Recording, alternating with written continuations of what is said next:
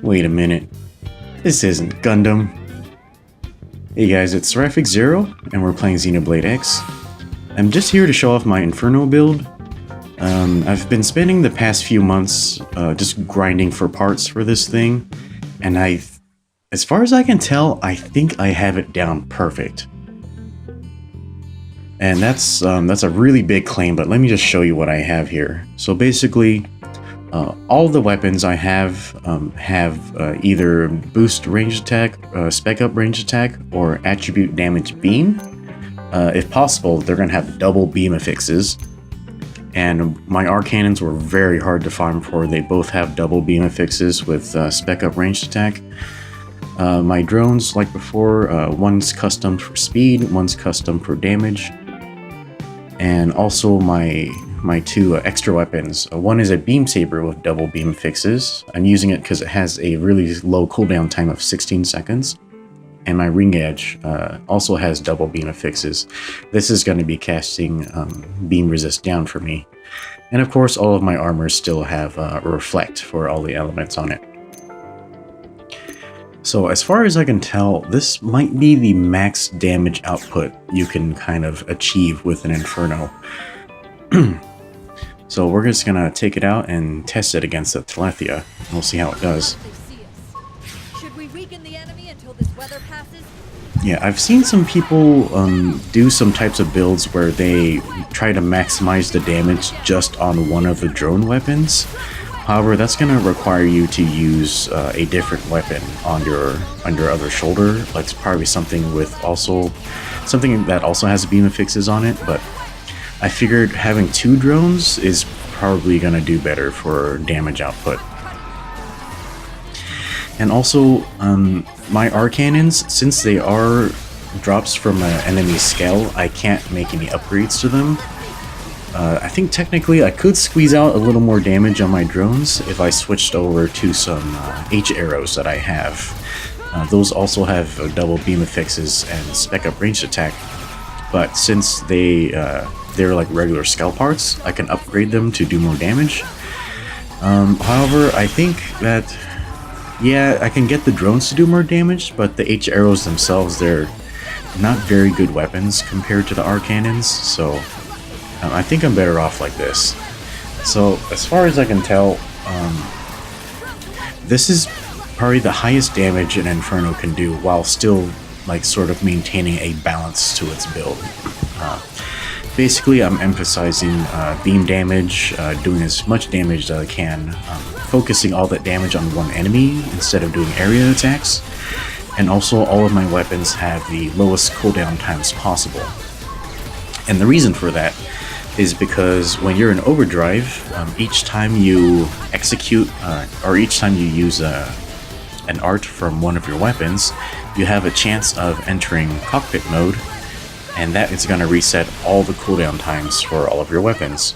So basically, if you can do this right, and if you have enough luck, you'll basically be constantly attacking with at least something. So basically, my strategy to the arts palette here is I'm going to be using the drone on the right shoulder as often as possible. It's the weapon that does the most damage. It does 28 hits, and it kind of averages about 130,000 damage per hit. So that's quite a heavy amount of damage. And the other weapons, I just kind of fit them in wherever they're available. Now, the thing that's going to control my damage output against the Telethia is gonna be my ring edge on the right hand. So the ring edge, if you remember, is gonna cast beam resist down, and that's gonna be basically, I have to keep this up as much as possible because it's gonna increase my damage by, I don't know, it kind of looks like 30% or something like that.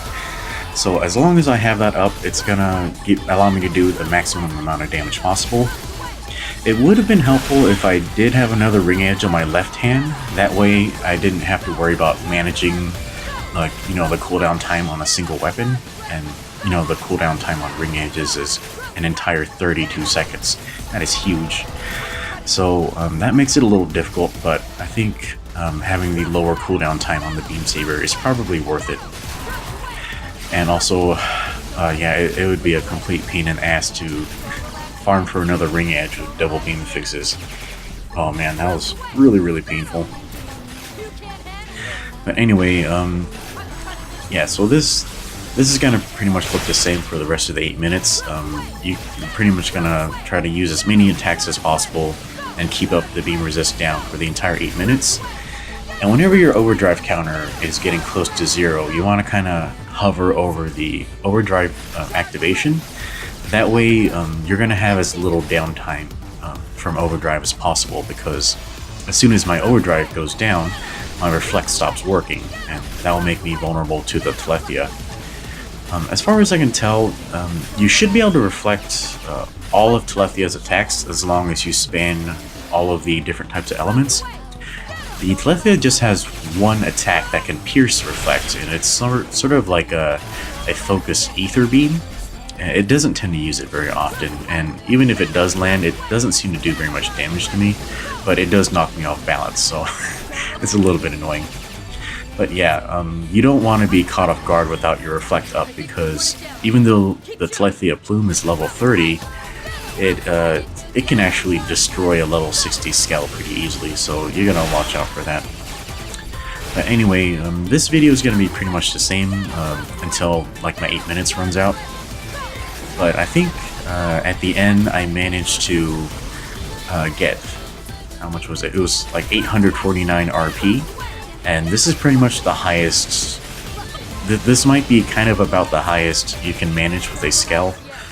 I can probably like kind of, you know, scratch a few more RP off of this thing if I just got a little luckier, you know, because the Telethia used its decoy, and you know, after this point, it's just kind of dependent on luck, and you know, I didn't feel like just fighting it over and over for no reason, just to get my numbers up a little bit. But yeah, 849 is really good for a Skell, and yeah, it doesn't really compare to using a ground build, but yeah, that's just kind of the way I like to play the game. I tend to be a Skell focused player, so yeah. But yeah, this is my masterpiece. It's my baby. So yeah, hopefully you enjoyed the video. I'm gonna end the commentary here. So I just want to say thanks for watching, and you guys have a great day.